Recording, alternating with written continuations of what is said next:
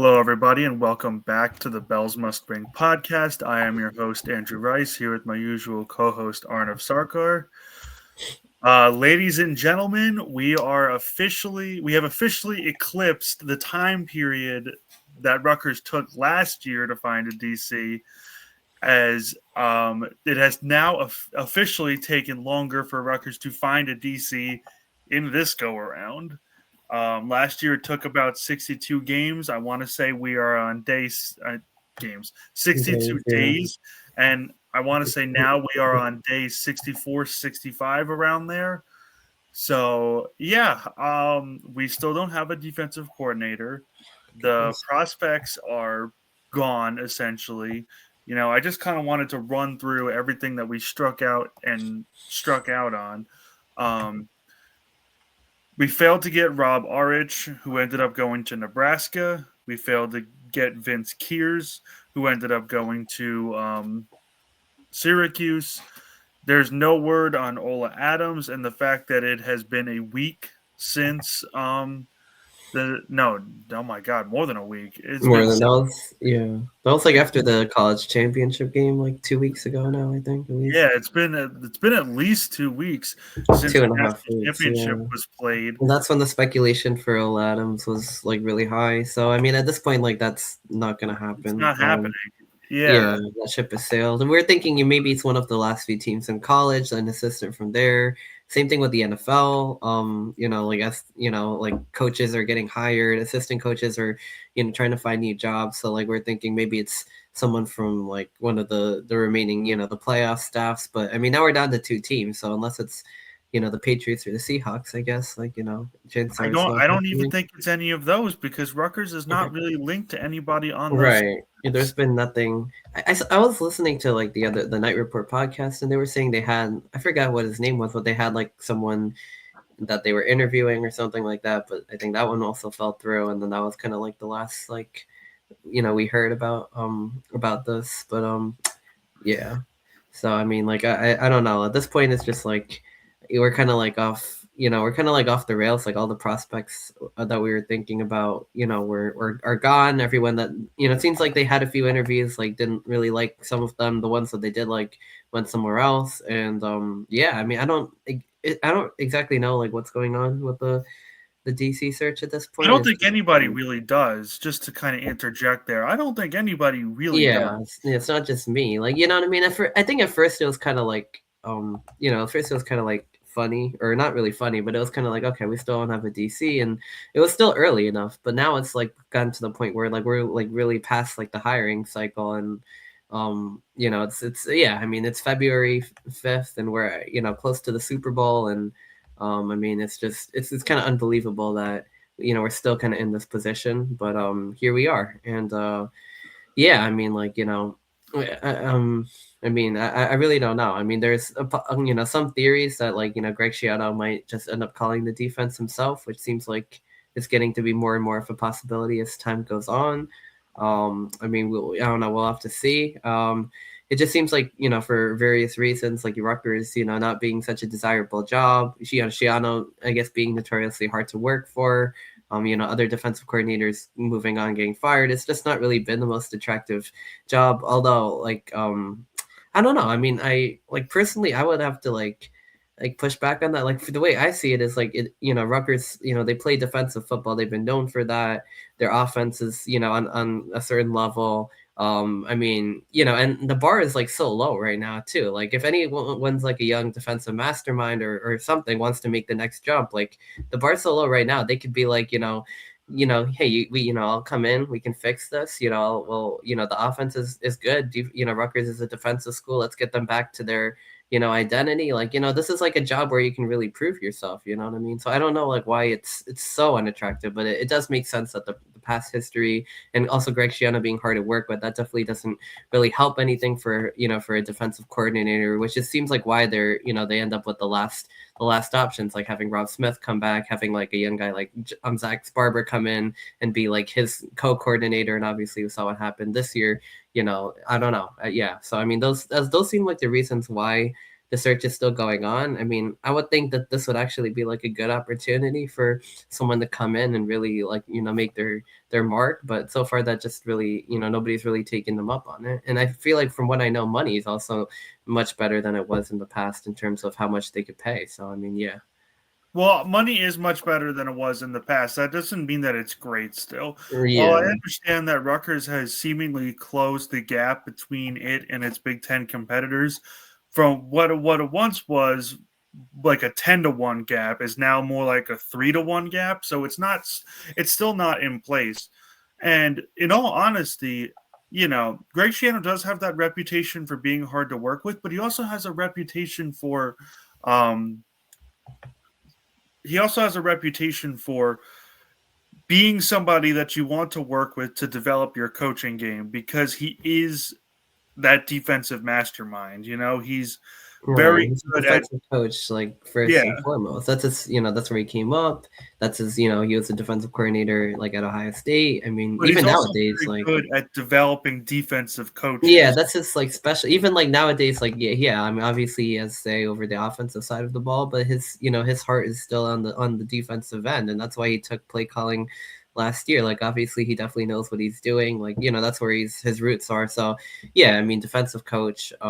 That's true. I mean on one hand you could be difficult to work with, but on the other hand he has a track record for getting defensive guys into the NFL. I mean, we've seen the history, putting good defenses on the field. Like last year, obviously, was an anomaly, but it used to be the other way around, where the offense was really like what was holding Rutgers back, really struggling to score, and the defense was keeping the team in the game for as long as possible until they gave out. So I mean, that's what we're used to here at Rutgers, and Yeah. I don't really know why like I mean, in terms of the money, like, yeah, I don't think they're gonna pay someone like $3 million, like a top end coordinator for a coordinator, but they could probably pay someone like $1 million, $1.5 million. Like they split like the salaries last year with two guys, and it was still, I think they each got paid like 500,000 or something like that. Like so it definitely funds have gone up. I mean, it's still not like elite money, but I mean, there's definitely I don't think money is like such a huge concern, but it's probably like the reputation. It's probably like that's hard. He's hard to work for, and I don't know. You know what I mean? I guess probably after seeing what happened last year, like that also maybe is giving some people like more reserve. Like why should we take that job? Like what's gonna happen? Like so all those types of things are kind of going down again. So I mean yeah, I mean those are the main things I can think of. But I mean I guess now we're kind of at the point where it's like we have to kind of figure this out because I mean spring ball is going to start in like a month or two, like what I mean. So yeah. In all honesty, I think at this point, Shiano just needs to come out and say, "I'm the defensive coordinator. I'm Right. calling the plays," and just start building the staff around him because we Yeah, still exactly, you can need to hire do assistants. we need assistants. Like we need, defensive line coaches. I think we still Right. need linebackers coaches. I know we still need a Agree. cornerbacks and A corner safeties. coach, yeah, right, because our second Vic Hall and the other guy they both moved, David right, Rowe. both like I mean yeah, David Rowe, yeah, Yeah. they both took other jobs. The defensive line coach, I think they fired him, or the linebackers, one of them as well. So well, along with Sparber and along with yes Barber and Smith, right? They fired the linebackers coach, or didn't renew his contract, I believe. So I think Well, they're Sparber was the linebackers coach. so the D line Yeah. coach then. Yeah, I forgot what Uh, his name was, Colin but Farrell. Colin Farrell Colin was the Farrell. That's defensive right. Yeah, lineman. I don't Yeah. know if they fired him. I think his contract just expired and they didn't renew it. But like basically they let him Well, walk to too. be So fair, that he was like no they weren't. disrespect to Farrell, but he was nothing special. The defensive line Yeah, last no, the D line was not was great. I mean, they not had good. they had tremendous, like out maybe not tremendous talent. And it's not like Ohio State like game breaking talent, but they had pretty good talent in Weaver and O'Neal, and they still didn't they didn't really produce, and that was And just the defensive tackles looked awful. yeah, the D tackles looked awful. So D line really didn't do a great job. I mean, the secondary was god awful. So like the whole defense really needs an overhaul. But yeah, the problem is right now we don't have a defensive coordinator still. We don't have the assistant coaches. We kind of have the portal cycle's gone. We have the players now that have come in, so we can kind of see what the defense is going to look like. It doesn't look too too inspiring, even though some of these guys from the FCS can ball in lower levels. Like, we talked about that in the previous podcast, but like it doesn't look too inspiring. And like, I mean, Honestly, I wouldn't even say that things don't look too inspiring. I would argue that things look bleak. So like none of these guys really blow me away. I mean, maybe the corners like look pretty decent at their lower level, but we just don't know. Like the D line guys, like I mean, there's a couple in there, the linebacker from Rice, but it just looks like kind of like a makeshift defense. Now, that could still all be good if they play in the right scheme. They could, they could play better than their talent level. Like, you know what I mean? But like we don't, without like a proper system, like we saw what happened last year. We probably had more talent and still like went down the drain. So I think putting now you have a decent amount of talent coming in. You can have a defense like maybe not the best, but I mean it depends on now like what you do with the coordinators and how these guys are coached, how they're going to perform on the field. Here's what I'll argue, because in all honesty, I have more faith in Shiano running the defense than Smith running the defense. Right, true. Defense. I mean, let's just get that on the table right now. I think Shiano should be the CEO. I don't think he should have play. I don't think he should have to take over as a play caller or run the defense for that matter. But in the reality that he does, I still think he's going to be better at it than Sparber and Smith for sure. Right. I agree. I mean, we saw last season like him take over the reins like in the Purdue game, and they got better. Yeah, I mean, yeah, they did, right? They won the Maryland game. Like they looked even against Ohio State. They looked better. They did look better. Not like a home run like flip, but they looked better in a lot of different. They were getting stops like against like Maryland. They're getting stops. Even Ohio State, they were like hanging in for the first half. Like they were playing good defense. So I mean, much better defense than anything that we saw in the past. And Penn State, I mean, not so much, I guess, but like but they still made stops. I mean, yeah, they still made stops. Before that, they were not making stops. They were not even covering guys properly. They let Iowa run all over them. Yeah, 38 points. 38 points by Iowa. I mean, was just yeah, they were running all over. They were passing like downfield. Like Gronowski was running, scampering. Like even though he's not the most mobile. Like I don't know. Yeah, it was just bad. Like every quarterback looked like like a gem. Like what I mean. Like our old like. What do we say? We made Parker Navarro looked like Lamar Jackson, and we made DeQuan Finn look like Parker Navarro. Yeah, exactly, right? Because Navarro looked like a star. Like I mean, it's just Finn, like a guy who doesn't really, he wasn't known for throwing. Like he was chucking it downfield against us, and it was just I mean there were everybody had room to throw over the middle and the deep, like over the, in the secondary, and then they still had like yards after the catch. The run defense was like even worse. Like they were like also really bad. Like anyone could get anything. Quarterbacks could use their legs, but even if they stayed in the pocket, they could throw. So there was no pressure coming from the line. Like it's like not even one part of the defense was good. So it's just like it wasn't even like an exciting like all or nothing defense. So it was like either you intercept, you're a ball hawk defense who doesn't really cover, or like you're a pass rushing defense that is kind of like if you missed and like they score. Like that would have been bad, but it would have kind of been fun because it would have been like an exciting defense to watch, because like they would either get home or they would get screwed. But in this case, like none of that really happened either. They were just bad all around. So there was nothing to really like.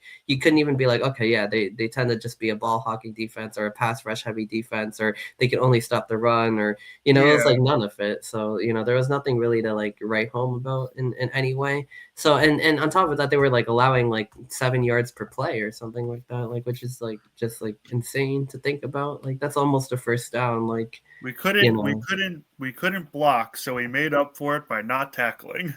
Yeah, right, exactly. They couldn't block, they couldn't get pressure, and then they couldn't tackle in the open field. They couldn't cover, like I said, in the middle part or the deep part. So like there was just room to spare, room to run, like room to throw, like pretty much all of it. But anyway, the point is like I don't think it can get much worse than last year, but I mean I don't know. I don't think it's gonna get much better. At this rate, probably not. So I'm not so opposed to Shiano calling the defense, because like we saw what happened like when he did last season, and it didn't. See the reason why I'm opposed to Shiano calling the defense is is the not the issues of what he's going to do on the defense itself, but it's the issues that are going to like pop up because of it. You know, Giano talked about like how he's spent a lot of time doing work with NIL, and that had taken away from his ability to coach the team. Right Right. now, his attention is going to be focused more on coaching the defense to the point where he's going to not be so involved with, like recruiting and other stuff like that. So he needs to be in a position where he can be the CEO of everything, and the other people and the people underneath him can be trusted to run practice without him. Because we still need him to sign off on NIL deals or to kind of be like the final Right. That's true. final push to tip somebody, you know, uh, Kelly Zinn might get them all like buttered up and get them ready to sign, but Shannon, I believe Shannon would have to be the X factor to push them over the edge to give them the money, and it's because we know that he should be in this executive role almost. Yeah. I don't want to say executive role because he is a good coach when it comes down to it, or at least I still believe so. Um, but he needs to be more. He shouldn't have to handle the day to day operations like he's going to have to handle if he becomes the de facto defensive coordinator. But that's going to be the reality, unfortunately. I don't see them unless a hire completely comes out of nowhere because we don't even have a hint or a crumb that there is somebody else on the docket. It really just seems like there's nothing else here, and he's going to have to end up being named the defensive coordinator. And if that's true, he better do it sooner rather than later so he can attract these assistants, and get them to sign on. And we're still looking for people in the transfer portal, mind you, that. And I'm sure that not having a defensive coordinator has really hampered us there. So if he just names himself as a defensive coordinator and starts building this staff, now, I think it's going to serve him a lot better later down the line because at this point, I don't think they're getting any. Yeah. Probably not. Like, yeah, unless a hire comes out of like nowhere, like left field, which could happen. Like, I feel like kind of with the AD search, like it's like that was dragging on, and nobody really knew, and then we ended up getting Well, Zin. no, But no, it no. feels like very different though.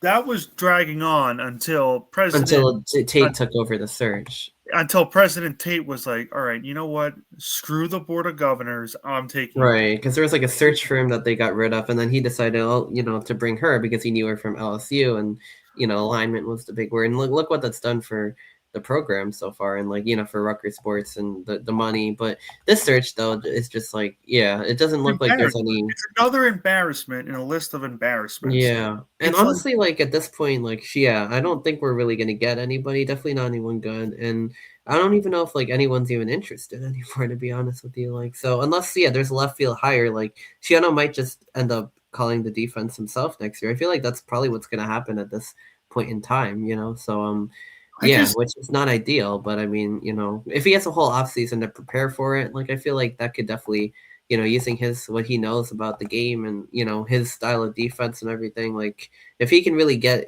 teach these players like what Rutgers defense is supposed to look like, instead of having like a coordinator do it their way, like that could probably work. That could work to an extent. Maybe they're not going to be as great or whatever, but compared to last year, I feel like that could go a long way in I in just salvaging all of this. I just need to talk about the embarrassments that Rutgers fans have suffered or endured since this time last year, right? This time last year, we were mired in a losing season with two NBA draft picks on the team, right? We were mired in a losing season with two NBA draft picks, right? So Yeah, that's one embarrassment. You know, we were also mired in a very long search for a president and an athletic director yeah, that would go on until Tate, I want to say, was in May, and then and Zen was like, Zinn joined in July. right. That's two other embarrassments right there. To miss out on not only to miss out on NCAA tournament, but to miss out on the NIT and even the crown with two Right. NBA lottery picks on the roster. Embarrassment, embarrassment, Wait, they embarrassment. missed on. Oh yeah, that's true. They didn't even make any posts. I thought they got invited to the They crown, got but they invited turned to it the down or crown, but something. they decided. But even though the players said they wanted to, they decided not. Huh. That whole situation is an embarrassment. Yeah, I don't know. Maybe Dylan and Ace like wanted to focus on the draft or No, something. actually, Dylan and Ace said that they wanted to play in the crown, which I thought Huh. was funny. You Weird. know, Yeah, I mean money's on the line, right? Like that would have been cool. Like even though it's not really I guess it's not, like the NCAA, I think, runs the March Madness and the NIT, and the Crown's more for like, it's like a money thing. It's kind of like almost like the Players Era, but it would have still been good. Like, I feel like it would have been fun. But yeah, it is what it is. Like, they well, didn't, to be fair, whatever. I know that Bailey said that he was okay with playing in the crown. I don't know 100% know about Harper. Right. Um, it's Anyway, just either way, the point is it's just not a good look. If you make the tournament like that and, the losing record, whatever, it's just like not where you want to be. it's Obviously, the not goal is to play in it's March not and play in March Madness. it's not a good look. And then we have to go this almost the entire summer wondering where the athletic being like, okay, it has now been almost a year since we've had an athletic director. Yeah, What is going on? And the board of governors, right. I'm not Yeah. trying to insult anybody, but the board of governors is a complete joke. Like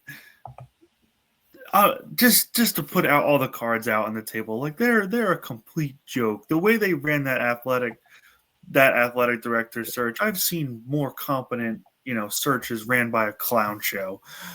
Like, and then it took that long again. Like I know. It's just like another embarrassment. And then football season comes along, and we're actually thinking we can compete for a yeah, bowl game, but right. I mean, we we were competing for one, I guess, but like we did compete for one, but we certainly lost in the most painstaking way possible three against Penn times State. Oh throughout the. yeah, Iowa, Minnesota, and Penn State. Like all games that we could have won, probably should have. And then on Penalties, top of like that, the Oregon game was over by halftime. yeah, it's like hard to know sometimes which ones. Well, I mean, obviously the Oregon game was like just like Well, was we were disgraceful, but expected to get blown out in that game. Yes, right, but we yeah. weren't expected to be down 49 at halftime either. Yeah, it was like 49-3 or something like If that. we could be down 28 at halftime, that's a different story than being down Yeah, like I 40. was sure Oregon was gonna win by at least 20 points, like probably more. But like Yeah, for it to not even be competitive, it basically looked like an FCS game, except for we were like the FCS team. Like it was like yeah. it's like Norfolk State versus us. Like that's how that game played out, like in reverse, and probably worse because like they were just very like whatever pass And happy now, and like, all of that too. On top of that, so it was and just humiliating. then we barreled right into a terrible basketball season, which we'll get to in a minute. And now we're circling the wagon again with Again with the another DC. embarrassing defensive coordinator search. It's like, I don't understand what is so hard for this university to just To get like one do thing, what everything one else. thing right, Like, it's like, just do one thing right. right? Like we couldn't One get thing. one One stop or thing. one like yeah in the Iowa game like one penalty they get the ball back. In Minnesota we screwed that up. Penn State like just choked that one away for It's the play on the frustrating. field, it's the administration, Yeah. it's the hiring of coaches. And It's this is like, even like this yeah this stuff is even worse. The fact that they can't hire an AD for for a year, they can't hire a defensive coordinator for the second year straight for like over 2 months, and nobody knows what the heck is going and on. then You know, keep in mind, the search for Kirk Shiraka was not a short one either. That one took a while as well. It paid off in the end. yeah, The search for Harris Simiak was not a quick one either, but it paid off in the end. This is absolute insanity. Just get yeah. somebody at this point, you know, get somebody hired, get them in. It's like, come on, you know, why do Yeah, why it's like do we what are we doing at this point? Like, I I saw don't somebody in our comments the other day on one of our posts saying they're doing it the Rutgers way, and I'm like, that's what we should brand it that's the as. When problem. something takes a lot more effort and a lot more time to do simple tasks, or maybe not simple tasks, but to do routine tasks that a college program should be doing, and it takes a lot longer and is a lot more painstaking. That's what we'll call it. We'll call it the Rutgers way because, my God, you know, the athletic director search did pay off in the end. I think Zinn was a great hire, but still taking Mhm. a year to get something like this done is an embarrassment. An embarrassment. Yeah. It's been like boom, boom, boom, boom after each other, and then the yearly embarrassment comes out about the financial Oh report, yeah. and then oh my God, you best believe that Rutgers fans they got their lickings all over social media. Yeah. And to be fair, being a fan of this team is hard. Being a fan of this school is hard. It's not an easy. We're kind of like Jets fans in that sense. Yeah. Yeah. Being a fan of this school and these teams is hard. It's hard. It's hard. It's not for the faint of heart or faint of mind. Like a lot Yeah, of I mean, losing. Like I mean, a lot of winning. A lot of like sometimes false hope. It feels like, and like yeah. It's unfortunate. The financial stuff, like that's another thing. That's like obviously they're in debt. But I was seeing like Florida State. Some other programs are in like way more like athletic debt right. than And we are. the thing is, when I was looking at those posts, right, the Florida Yeah. State was just like, okay, who cares? Right. Yeah. Florida Everybody's like State racks whatever. up nearly half a billion in debt before in 1 year, right? Yeah. Rutgers racks up nearly half a billion in debt in 11 years, and we get crucified. I know, right? It's like, oh, but it's just like I guess my question is like if it just keeps happening year after year and like how are we first of all, how are we gonna turn this around? Second of all, do we really need to? Third of all, like does it really matter? Like, I mean the programs are still running, like, they're making I money, they're think still selling out like a lot of games. I don't know how it's this much in the first place, but you know what I mean? It's just like it's like a whole complicated like spiral of like things. But well, first of all, I think that one of the reasons why they sell out all of those games because they don't charge the students for anything. And well that's true. I'm not saying they should charge the students a ridiculous amount. I'm saying like $5, $10, right? And Yeah, just maybe, I guess. I mean, I then kind of liked the free student tickets, but you like, want to. yeah, I that's fair. agree. I agree, but we are the only Big Ten university that does that. The only one. You know. Yeah, yeah, that's And they true. They want students there, and the students did a heck of a job for football this year. Basketball too. They're always there. I mean, it's packed they are every always game. there. They I are mean, always yeah, when the rest of the crowd doesn't step up, like they're there, and like yeah, it's not like the rest of the crowd doesn't show up either. They do, and I mean, plus parking is so it's expensive. Like they charge for that concessions. So, you know what I mean? Like every game day, so much money. TV there. deals, they make money from students. They make money from Well, I will all say these though, different places. You know what I mean? Like I student will fees. say though, especially for basketball, I can't imagine that basketball makes that much money, even if they do sell out. Because think It's what about it, eight other thousand Big Ten people. arenas are like 14,000 seats. The Yeah, Rack ours is is what only 8,000. 8,000, so they can't be making Yeah. that much money. You know. Well, it depends because I mean, like again, everything adds up. Like concessions, jersey sales, like Well, yes, um, everything does sell out, but yeah. you know, At least all the men's everything teams. does. Here's my thinking, right? Everything does sell out, right? But Yeah. let's say we go out to whatever, we go out to Illinois, right? And let's say they have a 14,000 seat stadium. They sell 11,000 tickets. They Yeah. don't sell out, but they still sold more than we do. That's You true. know? Yeah, I mean, well, nothing we can really do about the size until we get, a new arena or like make renovations, I guess, which I think is going to happen in the Well, future. But I mean, I'm sure you saw my article about what Zinn said about the arena and everything like that. They're going to look to expand it, look to get more seating, look to get luxury boxes in there. right, They're yeah. not going to build a new arena, it sounds like. Yeah, They want to right. keep Yes, them at the they're same gonna keep the arena, but add more like luxury seating, more seats in general. I mean, yeah, I don't know. Like, I mean, it feels like whatever money they're making from games and even TV revenue and big time, like all that stuff. There's still more operating costs, I guess, which is, I guess, like what the big like to keep all of that together. Yeah. Like what I mean. Like even if they make so many millions of dollars, which they are, like it's getting offset by all the millions that they're spending for I mean, like, We I don't also know, have like, to acknowledge the facilities, fact player development, recruiting. Like nowadays, paying all these players for like in the to keep the roster to get other ones, pay coaches, like all of that. I guess like adds up. So I mean, like that's we also have to acknowledge the fact that we are in a very expensive state to operate in. New Jersey is very that's true. expensive. Yeah, Everything exactly. we're here. Yeah, so it's a very expensive state to operate in, and it's just it's hard to build that in a state such as this. But just to kind of keep everything back on track, we definitely got into a little bit of a tangent there. We feel like we've been rolling through embarrassment after embarrassment after embarrassment, and it's getting frustrating, you know. But for Yeah. those who were asking if we have any news on the defensive coordinator search, we did get a couple comments about that. Very, very long story short, not really. I mean, the only news that we have is that there's nothing really out there. There's no really like feelers being put out, and it sounds like and the reality is more than ever that Shiano will be the defensive coordinator for next season.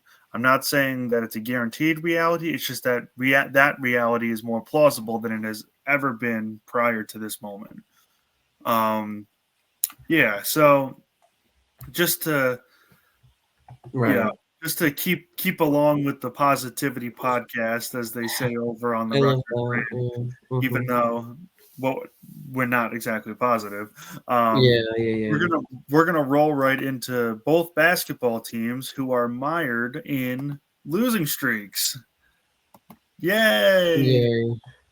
Yeah. It's gotten really bad, honestly. Like with basketball, I mean, the games are like very very hard to watch. I mean, I don't know. I guess we could start with the women's team. Like, well, both of them Oh are. yeah, let's Yeah, talk I about the mean, women's team right, because they first. played last night. I know you were covering that game in a switch from our usual responsibilities, I guess, for a one game switch because I wanted to cover the men's team one time and I guess get away from the women's team for one game. I don't think it made too much of a difference, because the men's team also got blown out in that particular game by Arnav, UCLA. it's whoever you cover, Arnav. It's whoever you cover. I'm always like getting like screwed with Even this. I though don't know. even though the men's team was losing, they still weren't getting blown They out were until very you competitive in the Nebraska game and Michigan State game. I think that's why I wanted to switch because I was like, this is like exciting and like I want to like the women's team. Like, I mean, they were like the homestand. Like first of all against so they go on they beat Penn State and like I don't know like if that says more about how bad Penn State is or whatever. What they're also not very good. But when they Michigan's a good team. They lose by 34. I was there. And then Washington, after the snow day, they lost. They lose by like 28. Oregon, they lose by 21. But it's not even how much they lose by. It's like the way that they play is like demoralizing. Like they'll score like sporadically for like a against Washington 20. They in the second quarter they get outscored 23-8. And yeah. against Oregon, they get outscored in the second quarter, 25-9. So even in the rest of the quarters, if they're competitive, it's not going to matter. And like their defense is not Oh, great; they allow a lot of absolutely. open shots. And then USC was just like I don't even know what I was watching. I mean, they scored 39 points the entire game. They scored 8 points from quarters 2 to 4, like in each quarter. So 24 points. Are, you know what I mean? And the USC is not a ranked team, like like so. For Yeah. every game if they play like this, like it's just you know what I mean? Yeah, like in the non-conference, they took care, I guess, of some business. But even against these non-ranked teams like Oregon, like USC, like I mean, you're scoring 39 points in a Big Ten. Like it's like the Iowa game, like way back. They scored 36. You know what I mean? We're like, is that like going to be Just an to anomaly or not? But now it's like happening like every game. They're not scoring for like large stretches. They're playing really bad defense. And then last night, UCLA, like I didn't really get to watch too much of that, but I mean, well, UCLA is just a really good team. But again, like 86-46, they lose. They get outscored 26-6 in the first, 28-8 in the third. Like but then the other two quarters they're like competitive. So it's like why is this happening? That some quarters they're good and others they're not. You know what I mean? Like it just doesn't make sense. You can't win games by taking an entire quarter of like off. Like it just doesn't work like that. oh, I absolutely agree. And I kind of just wanted to piggyback on the point that you're making by reading an excerpt from my article on the UCLA game, right? So this is the first paragraph describes the first quarter, right? Yeah. One of those quarters that Arnav said already was particularly bad for the women's team. It goes. UCLA won the opening tip-off, but it was Rutgers who got on the board first off a three-pointer by Faith Blackstone.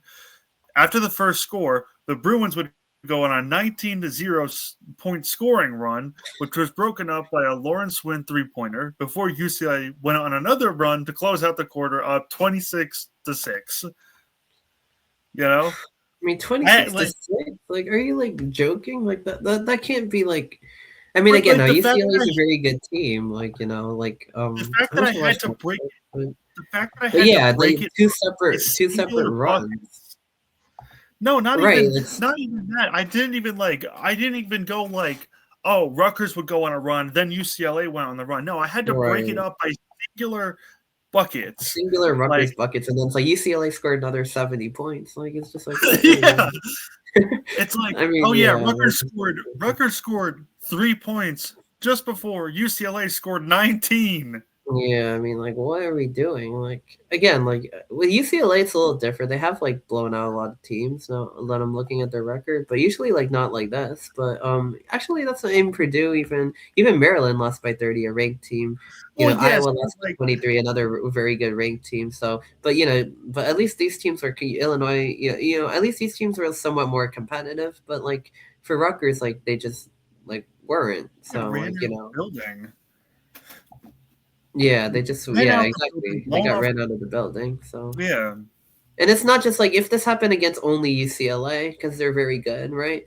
And like the rest of it was not like that. But in the game before, they scored even less. They scored 39 points against USC, who was not ranked. And every like it can't happen every game. It can't happen one game against a really good team, maybe. But it can't happen night after night. So now when they go into UCLA after they lose 71-39 to like a worse USC team, like obviously, like, what's going to happen? You know what I mean? Like, it's just, right? Like, you know what I mean? This is happening against everybody, not just everybody who's, like, a decent Big Ten team. So, obviously, you go into a really good team, like, they probably don't even have to, like, try as hard. You know what I mean? Like, yeah. Just to keep in mind, women's basketball on their road trip gave up a combined 157 points, right? And scored a combined 85, I think. Yeah, 85. Yeah. 157 to 85. 85, they get outscored. If you divide that 157 in half, I'm not exactly a mathematician, but like that's like 75. That's like north of 75 points. If both of these teams scored half of their points, Rutgers would have barely won each game. Barely. Exactly. Yeah, that's the crazy part about it. So, like, I mean, I don't know. UCLA was kind of like expecting something like this because, like I said, they're a very good team. Like, they're shooting, like all those things. USC though, like, I mean, I was like shocked. I was like, really, like, like that one. I was like a bit surprised, like that they were. It's going to be that badly. I think. Don't get me wrong. I think Coquise Washington is a wonderful person. We have had the pleasure of talking to her before in the press conference rooms.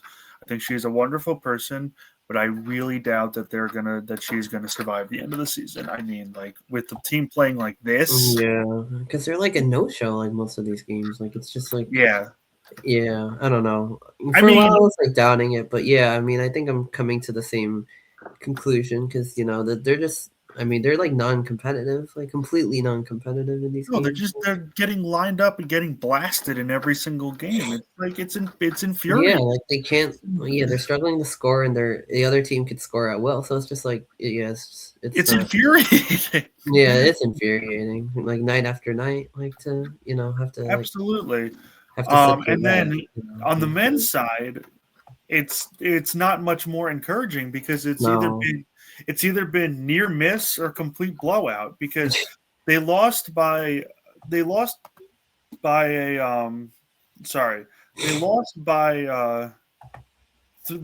games, during their 6-game losing streak. 3 of the games they lost were decided by 2 scores or 2 scores or less. Those games were the Iowa game, the Michigan State game, and the USC game. Both of those games were decided by 2 scores or less. And then the Wisconsin game was decided by 3 scores or less. They only really got blown out by UCLA and Indiana. Those are the only Yeah, teams that yeah, really blew them that's out. true. When They've been in these games. you know they need to play a full game of basketball from start to finish, because if they play a full game of basketball from start to finish, they'll be much more competitive against UCLA. They would have beat USC because they had to dig themselves out of a massive hole. They would have that Michigan State game. They played the entire game, and I can't really fault them for that loss. I mean, they played Played great. very, very good. Yeah, they honestly should have won that game. Like they're very close. Like made free throw here and there. Like they did everything they could to win it. So it's But that just didn't happen. Wisconsin game, they had to come like roaring back, and they did, from a huge deficit that they built in the first half. So it's Yeah, like if they played like a full game, that's 3 games in their 6 game losing streak that they would have been much more competitive in, because they were competitive in the first half against UCLA. They were, you know, yeah, down by 10 going into the half, which is much better than what the end result ended up being when they lose by 30. You know, it's just it. true. You know, because before that game, I wasn't necessarily in the Fire Pikel group, and I'm still not necessarily in the Fire Pikel group. But after that UCLA game, I really started to see their argument. Yeah. You But know, it's like weird because like yeah, I mean obviously Michigan State, overtime loss, they very well easily could have won that game. Didn't. Same thing USC, they like come storming back in that game, almost win it too. But then there's like these meltdowns like against UCLA, and it's like, well, what does all that mean? Like they're still not going to win the games that matter and that they have a chance in, and then other nights they're just not going to, they're going to come flat. Like after the first half they were completely flat in the second half. I think life They is can't going to get a defend little well. I bit. mean, like at all. So I mean, yeah, and they can't keep up that high level of scoring either for the whole game. So it's like you have these like near misses, but then you also have these blowouts, and it's like I understand it, like because I mean, like even after Michigan State, people are still like, well, we like fire Pikel, and other people are like, what are you talking about? Like they almost beat Michigan State, who's a top 10 team. Like this Well, is I like what the division is, but then I could kind of understand like like what the argument is, because if you don't get these wins and then the rest of the games you're losing anyway, then like I can kind of understand where that's coming from now.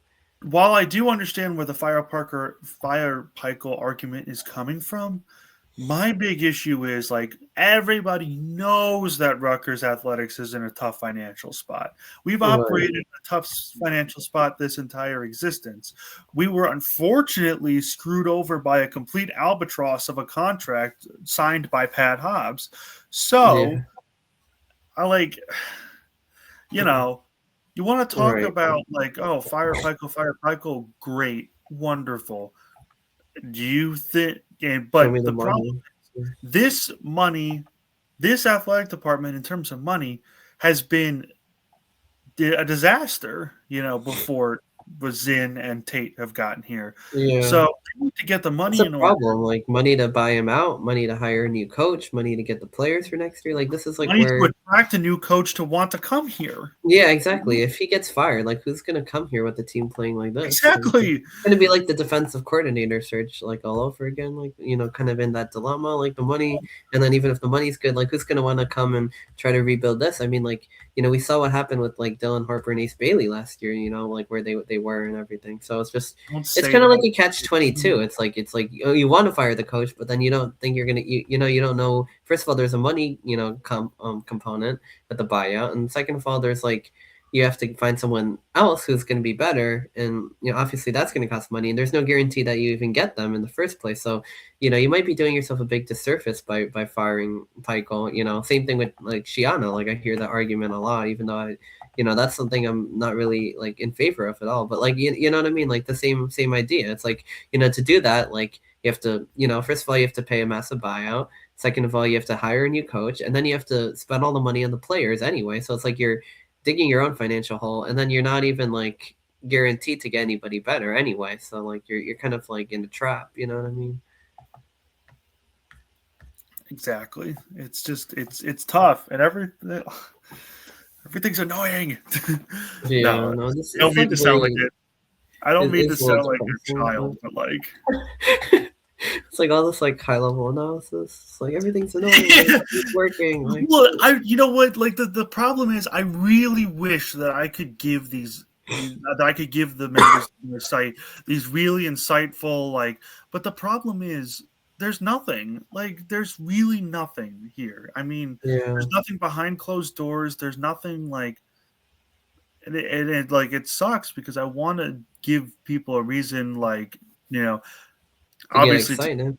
to get excited, and I want to give them be like, oh, you know, everybody, we could do this, and it's just like I I just like, want. kind of feel deflated. Like, yeah, like the defensive coordinator search is still going on. Like the football team, like I don't know, like probably which it seems like way better than basketball. I mean, like football's like a program I believe in their future. Like you know what I mean. I believe that they can, like the way their offense Yeah, is, like they could turn things around. They can get, at least it's like simple, right? Like you go win 6 games, you go to a bowl game, like that's it, right? We're not exactly. we're not asking for the playoff. It's fine. In some ways, it's more simple and beautiful like that way.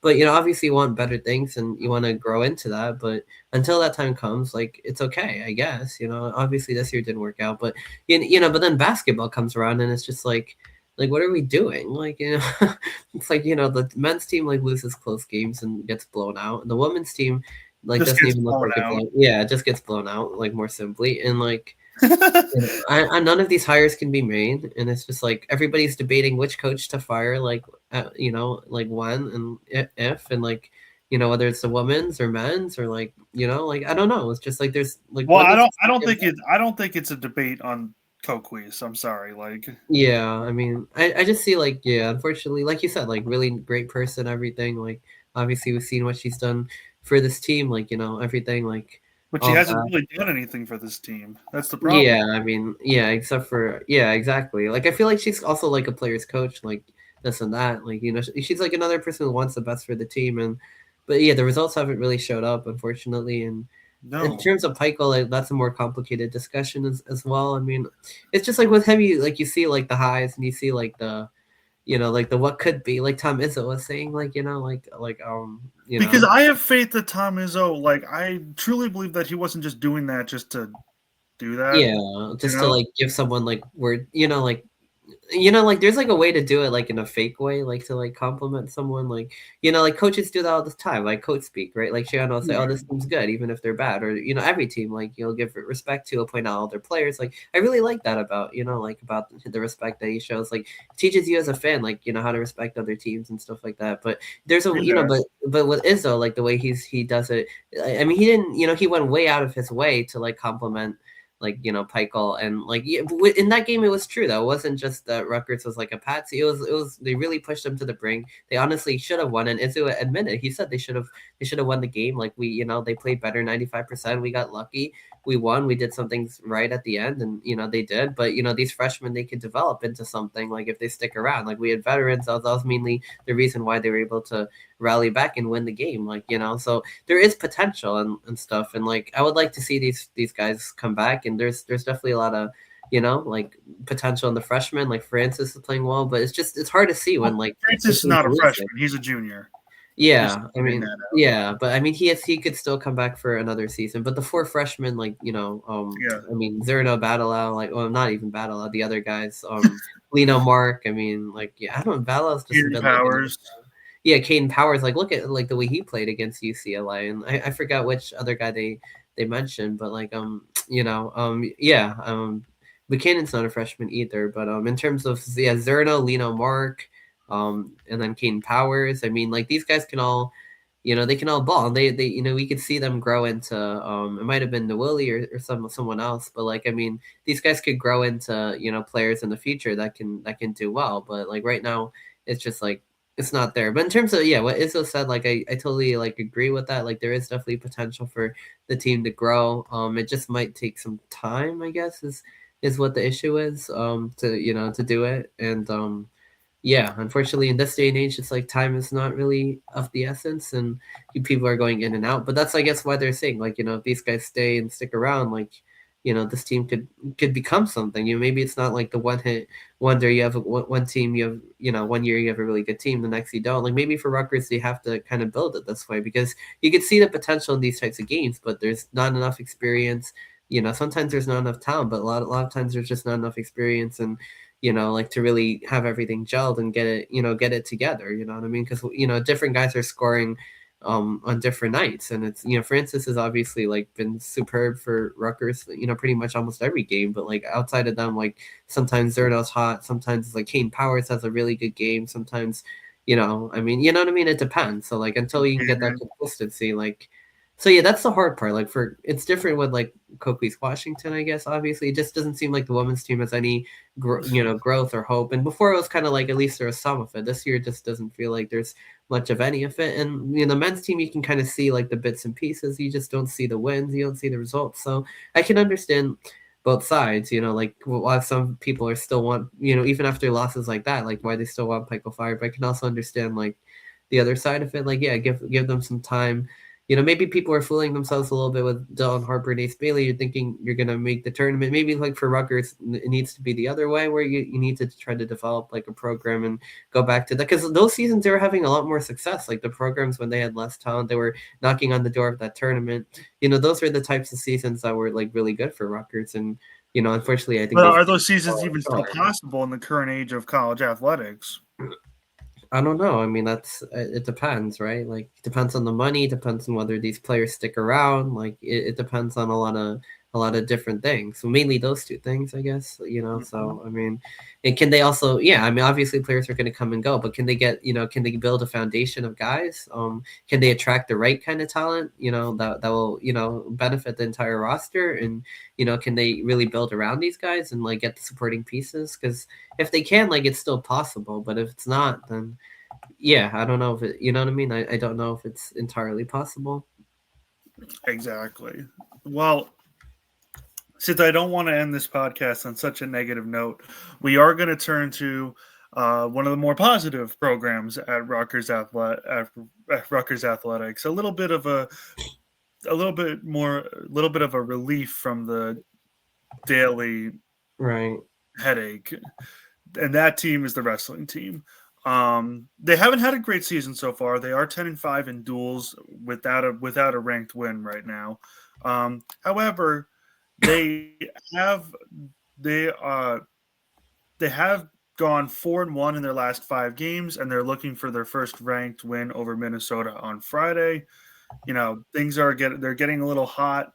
Um, they landed a recruiting win. Anthony Knox Jr. His sentence was carried out.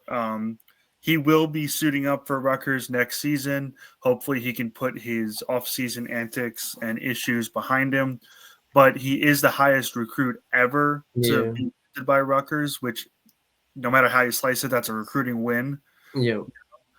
So that program, if there's one program that's looking up, I would say you have to take a long look at wrestling, because that's the one program where you might get a glimpse of hope, you Yeah, know? they've been playing really, like, they beat Maryland last week. They beat Ryder, in an in-state game, rivalry game or trophy game. You know what I mean? Like, so One thing I they have beat other learned is teams that too. So one thing yeah. I've learned is that Rutgers wrestling has not lost to Maryland as a member of the Big Ten.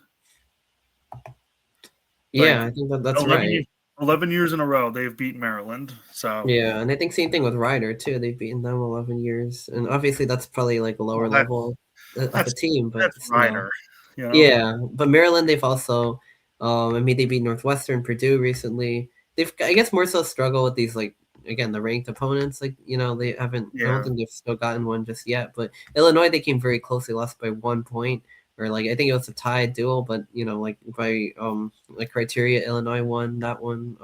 Michigan, they lost. Penn State obviously is like really good. So, but yeah, Minnesota's another ranked opponent that they'll take on Friday, number 6 at JMA. So that's a fun one. I think that's their last home duel in Big Ten play of the season too. So that's definitely a big one. Michigan State on the road the next Friday. Then they have versus Princeton and at Hofstra, and then Big Ten championship. So we're kind of like on the tail end of like nearing the end of this too. I'm in a way, I guess. But yeah, I mean, we'll see what happens, right? Like, I mean, wrestling's definitely very exciting. It's probably the best program, like at Rutgers, at least for the winter season, like 100%. Like, yeah.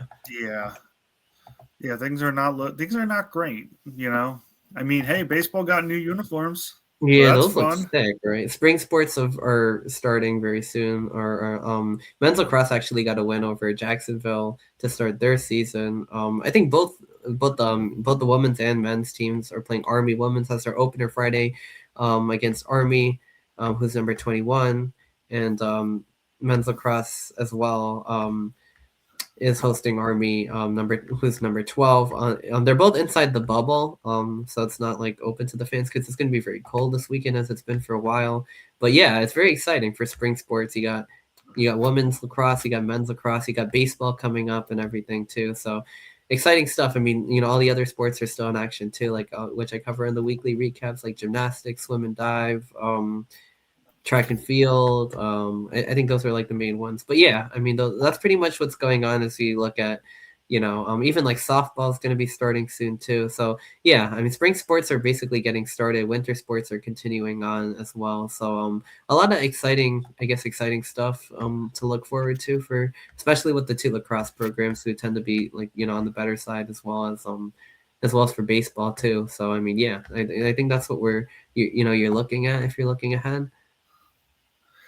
Yeah, absolutely. I mean, definitely just need to keep keep plugging away. You know, look forward to spring sports. You know, something good might happen there. Baseball might have something nice cooking. Um, they are getting a new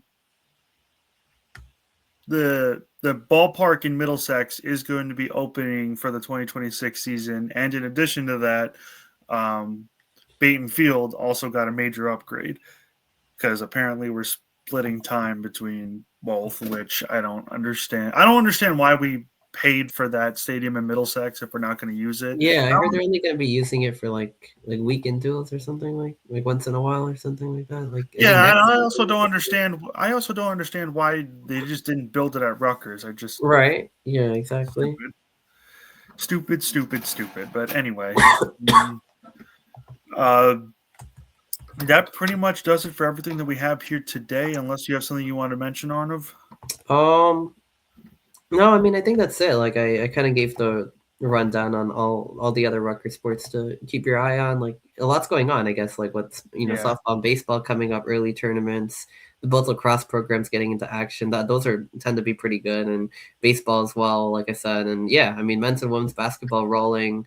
Not really, but Not like not really. not Not really, not but at like all. men's basketball has they'll both be home this weekend if you want to Getting see rolled. the How about Super that Bowl. one? Getting rolled. They are getting rolled. They're not rolling. But men's basketball home again on Sunday or Saturday, 12 p.m. against Nebraska. I think the final game of the One Piece series, so tickets are going to be pretty expensive. But the women's team playing Minnesota at JMA on Sunday before the Super Bowl as well. So I mean, Yep. yeah, those are gonna, they'll both be at home. I mean, whether if you want to go or if you want to watch it, up to you, I guess. But like that's pretty much where the teams will be back in New Jersey, and yeah, enjoy the Super Bowl too. It's a big game and obviously a fun time in Oh sports. yeah, Super Bowl. Yeah, because I'm pretty sure a lot of Northeasterners are vested in the interest of that one. You know, Yeah, Seahawks and the Patriots, Patriots right? going at it. Yeah, yeah, that's true. So something to look forward to for the weekend, I guess. Absolutely. But uh, we don't really have anything else here to talk about today. Uh, give us 5 stars on Spotify, Apple Podcast. Give us comments, critiques. Subscribe to our YouTube, like it, the whole deal. Mhm. You guys don't realize it, but it really does help us out. Wanted to give a special shout out to Bob Cancro for those really nice words that he shared on our site Yeah, earlier. Those were really, really heartwarming. But as always, remember the bells must ring.